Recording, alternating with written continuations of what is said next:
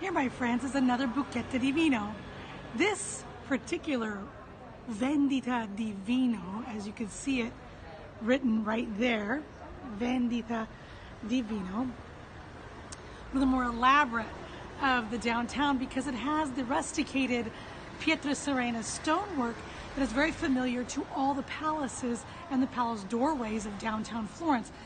It became the Florentine palace sort of canon of building, where the very bottom floor had a higher, thicker, and more bulgy sort of rustication than the piano nobile, the second floor or first floor in Italian.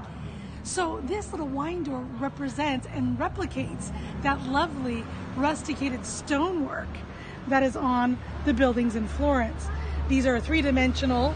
You see the little wooden doorway, which is now of course closed, and here the writing Vendita di Vino. But not only, this family also had the times of day and when it was open for business.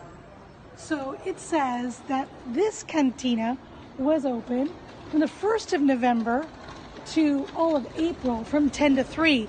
And then of course in the summer hours were different.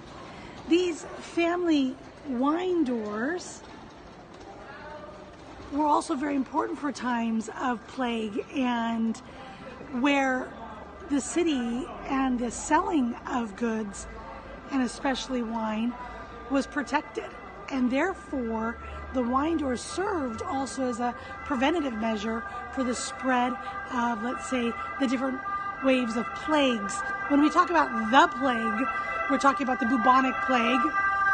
There's the sirens. The bubonic plague of 1348. This particular building and all of the palaces of downtown Florence are Renaissance, not medieval.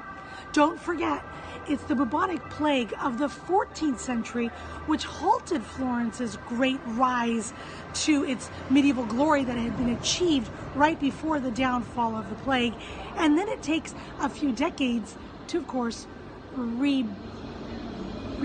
and have a rebirth. And I call the time of the 1360s, 1370s, and 1380s those members of who become the first Renaissance artists, the baby boomers who are born post bubonic plague. Here we're referring to the Renaissance. These doors are already part of Renaissance history, and they're all throughout the streets of Florence.